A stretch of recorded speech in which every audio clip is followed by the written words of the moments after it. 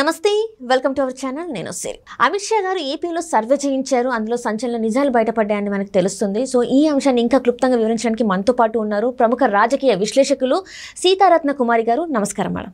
నమస్తే మేడం, ఇప్పుడు చూస్తున్నట్టయితే అమిత్ షా గారు ఏపీలో అంటే ఇప్పుడు టీడీపీ జనసేన బీజేపీ పొత్తు ఉంది కాబట్టి ఏపీలో ఒక సర్వే నిర్వహిస్తూ అందులో సంచలన నిజాలు బయటపడ్డాయని చెప్పేసి మనకి వార్తలు వస్తున్నాయి. ఇందులో అంటే ఏం జరిగి ఉంటుంది మేడం? అసలు అంటే ఒకటి BJP TDP Janasena alliance BJP ముందుకొచ్చి చంద్రబాబు నాయుడు గారితో టీడీపీతో alliance పెట్టుకుంటున్నారంటే that indicates something positive response from people of Andhra Pradesh. ఎందుకనంటే వాళ్ళ ఓన్ సర్వేస్ వాళ్ళకు ఉంటాయి. వైఎస్ఆర్సీపీకి ఎక్కువ మెజారిటీ వస్తుందా, టీడీపీ జనసేన అలయన్స్కి ఎక్కువ మెజారిటీ వస్తుందా, every political party they will have their own survey ఆ మెకానిజం ఉంటుంది. ఆ ప్రాసెస్లో భాగంగా నేను అనుకోవడం, it is my point.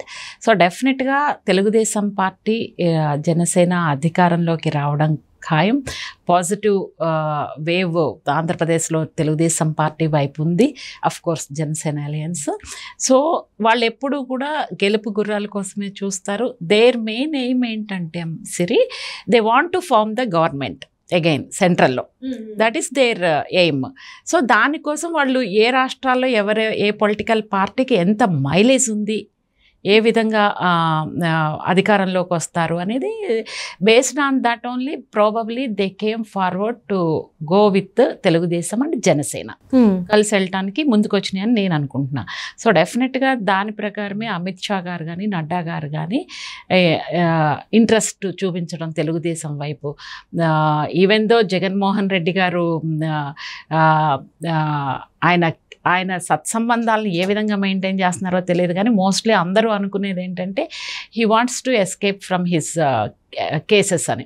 So దానికోసం అంటే న్యూస్ ఓన్లీ ఇవన్నీ కూడా మెయింటైన్ చేయడం కోసమే సెంట్రల్తో సత్సంబంధాలను మెయింటైన్ చేస్తున్నారు తప్పితే ఆంధ్రప్రదేశ్ ప్రజల అభివృద్ధికి కానీ ఆంధ్రప్రదేశ్ కోసం జగన్మోహన్ రెడ్డి గారు ఎప్పుడూ రిలేషన్స్ మెయింటైన్ చేయలేదు.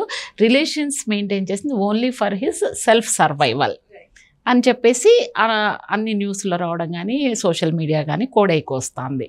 సో ఇటువంటి సందర్భంలో వీళ్ళు ఎంత వెనకాల పడినా ఎంత ఇది చేసినా కూడా ఎండ్ ఆఫ్ ద డే ఎవరు గెలుస్తున్నారు? ఆంధ్రప్రదేశ్లో ఈ రోజున తెలుగుదేశం పార్టీకి జనసేనకి ఫుల్ వేవ్ ఉంది, మైలేజ్ ఉంది. సో చంద్రబాబు నాయుడు గారు అరెస్ట్ అవడంతో అది వైఎస్ఆర్సీపీ పార్టీ తెలిసిందో తెలియక చేసిందో కానీ పాపం వాళ్ళ గోతిలో వాళ్లే పడ్డారు చంద్రబాబు నాయుడు గారిని అరెస్ట్ చేసి. అదేమైంది, అటు చేసి ఇటు చేసి చంద్రబాబు నాయుడు గారికి ఫుల్ మైలేజ్ వచ్చేసింది, సింపతి ఉంది. ఇంత పెద్ద లీడర్ని, రాష్ట్రానికి ఇంత అభివృద్ధి చేసిన వ్యక్తి, ఇంత పెద్ద ఆయన అరెస్ట్ చేసి ఇబ్బంది పెట్టారు అనే ఒక మెసేజ్ అనేది వెళ్ళిపోయి వైఎస్ఆర్సీపీ గవర్నమెంట్ మీద చాలా అగెయినిస్ట్ ఉన్నారు. కాకపోతే ఏంటంటే ఆంధ్రప్రదేశ్ ప్రజలు సైలెంట్గా మరి రేపు ఓటు రూపంలో చూపిస్తారని నేను అనుకుంటున్నా. పెద్ద విధ్వంసము అది ఏం చేయలేదు చంద్రబాబు నాయుడు గారు అరెస్ట్ చేసినప్పుడు, కానీ ఆయన రిలీజ్ అయినప్పుడు మాత్రం ప్రజలు ఒక సముద్రంలాగా అసలు తెల్లవార్లు వేచి ఉండి that it self indicates Chandrababu Naidu గారి మీద ఎంత అభిమానం ఉంది, ఆయన లీడర్షిప్కి ఆంధ్రప్రదేశ్ ప్రజలు ఏ విధమైన మర్యాద ఇచ్చారు అన్నీ చూసి ప్రజలు అసలు రాత్రింబోళ్ళు అసలు ఎమోషనల్ అయ్యారు ఎవ్రీ వన్. ఆయన బయటికి రాగానే ఇప్పటికీ నాకు ఇలా చెప్తుంటే ఆయన గురించి ఇలా అంత పబ్లిక్ రెస్పాన్స్ ఆయనకి ఫేవర్గా వచ్చింది. ఇది ఒకటి. ఆయన చేసిన అద్భుతాలు చాలా ఉన్నాయి. అప్పుడు చంద్రబాబు నాయుడు గారు 1 వీక్ డే అండ్ నైట్ అక్కడ ఉండి నార్మల్ స్టేజ్కి తీసుకొచ్చారు. అసలు చాలా పెద్ద తుఫాన్ అది, హుద్హుద్. అది ఆయన మొత్తం అసలు అల్లకల్లోలం అయిపోయింది. అప్పుడు చంద్రబాబు నాయుడు గారు వెళ్ళి 1 వీక్ కరెంట్ లేదు, ఏం లేదు. అప్పుడే వాళ్ళకి ఆ రెస్పెక్ట్ ఉండిపోయింది. ఆయన చేసిన అడ్మినిస్ట్రేషన్ అంటే వితిన్ 1 వీక్లో సెట్ చేయడం ఎవ్రీథింగ్. సో అది తెలుసు. అది కాకుండా వైఎస్ఆర్సీపీ పార్టీ నాయకులు చేసే అరాచకాలు, భూ కబ్జాలు, బెదిరించడం, సాక్షాత్తు ఎంపీ ఫ్యామిలీని కూడా మొన్న టార్గెట్ చేశారు అటు ఏరియాలో. సో ఇవన్నీ రౌడీ రాజకీయాలు, దుష్ట రాజకీయాలు. ఇవన్నీ ఆంధ్రప్రదేశ్ 5 కోట్ల మంది ప్రజలు అబ్జర్వ్ చేస్తున్నారు. సో వైజాగ్లో కూడా చాలా ఎక్కువ చేస్తున్నారు. వాళ్ళు అక్కడ వెళ్ళి వాళ్ళు అంటున్నారు కడప దందా ఇక్కడ చేస్తే నడవదు, Rayalaseema it's a peaceful city, it's already developed city. So ఇవన్నీ ప్రజలకు ఉన్నటువంటి వ్యతిరేక పవనాలు వైఎస్ఆర్సీపీ పార్టీ మీద ఈ రోజున ఉన్నాయి కాబట్టి అమిత్ షా గారు కానీ జనసేన కానీ it is better to go with Telugu Desam party అని ఒక డెసిషన్కి వచ్చి ఈ రోజున ఈ అలయన్స్ అనేది ఫామ్ అయిందని నేను అనుకుంటున్నాను. అంటే ఇక్కడ చూస్తున్నట్టయితే మేడం ఆంధ్రప్రదేశ్లో 23 ఎంపీ స్థానాలు దక్కబోతున్నాయని చెప్పేసి ఈ సర్వేలో తేలిందని చెప్తున్నారు. మరి నిజంగా బీజేపీకి అన్ని స్థానాలు దక్కే అవకాశం ఉందంటారా? మరి అంటే ఇక్కడ బీజేపీ పాయింట్ కాదు. Comparative Janasena and BJP of course Telugu Desam party very strong party. ఆంధ్రప్రదేశ్లో స్ట్రాంగ్ రూట్స్ ఉన్నాయి, బలంగా ఉన్నాయి రూట్స్. ప్రజాభిమానం చంద్రబాబు నాయుడు గారికి ఉవ్వెత్తున ఉంది, అందులో డౌటే లేదు. Very strong leadership, very strong party, very strong roots. కార్యకర్తలు చాలామంది ఉన్నారు. కార్యకర్తలు డబ్బుల కోసం చేసే కార్యకర్తలు కాదు, మనస్సు పెట్టి మనస్ఫూర్తిగా చేసే కార్యకర్తలు. తెలుగుదేశం పార్టీకి బలం ఏంటంటే కార్యకర్తలే. సో ఇంత ప్లస్ పాయింట్స్ ఉన్న సందర్భంలో అఫ్కోర్స్ పవన్ కళ్యాణ్ గారికి ఆయనకు చరిష్మా ఉంది, ఆయన పోరాటం చేస్తున్నారు. లాస్ట్ టైం ఒకటి గెలిస్తే మళ్ళీ వైఎస్ఆర్సీపీలోకి వెళ్ళిపోయారు.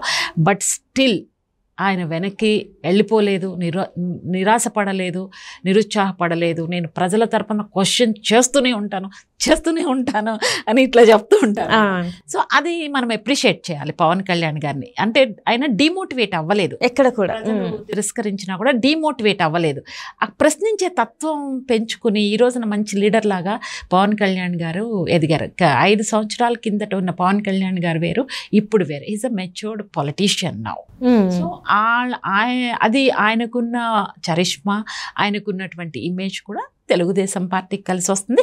The same way strong leadership and development. Chandrababu Naidu గారు అడ్మినిస్ట్రేషన్ అంటే చంద్రబాబు నాయుడు గారు, డెవలప్మెంట్ అంటే చంద్రబాబు నాయుడు గారు. సో స్టేట్ని ముందుకు తీసుకెళ్లాలంటే ముందు చూపున్న నాయకుడు చంద్రబాబు నాయుడు గారు. ఇది తెలుగుదేశం పార్టీ కార్యకర్తలు లీడర్షిప్ ప్లస్ పాయింట్స్. వెరసి అన్ని 3 పార్టీలు కలిసినాయని నేను అనుకుంటున్నా. డెఫినెట్గా that is the reason. And ఈ రోజున బీజేపీ కూడా ఎంక్వైరీలో చేస్తే 23 సీట్స్ వస్తాయంటే yes, there are bright chances to get 23 or 25 also, we don't know. అంటే ఇప్పుడు బీజేపీకి ఏపీలో చాలా అంటే లీస్ట్ మెజారిటీ ఉంది, లీస్ట్ ఓటింగ్ శాతం ఉంది. సో ఇప్పుడు మరి వాళ్ళు అది పుంజుకునే అవకాశం ఉందంటారా మరి ఈసారైనా? అంటే ఒకటేంటంటే టీడీపీ సపోజ్ అలయన్స్లో ఒక సీట్ వెళ్ళింది అనుకోండి బీజేపీకి, టీడీపీ కార్యకర్తలు కానీ లోకల్ టీడీపీ లీడర్స్ కానీ they have to support BJP because vote banking ఎక్కువగా టీడీపీకి ఉంది when compare with BJP. So డెఫినెట్గా ఏంటంటే తెలుగుదేశం పార్టీ ఓట్ బ్యాంకింగ్ బీజేపీకి వెళ్తుంది. ప్లస్ బీజేపీకి స్వతహాగా కొద్దో గొప్ప ఓట్ బ్యాంకింగ్ ఉంది. మోడీ గారి డెవలప్మెంట్ చూసి ఇంప్రెస్ అయ్యి చేసే ఎడ్యుకేటెడ్స్ వాళ్ళు ఉండొచ్చు. వెరసి గెలవడానికి అవకాశం ఉంది. Right, thank you so much.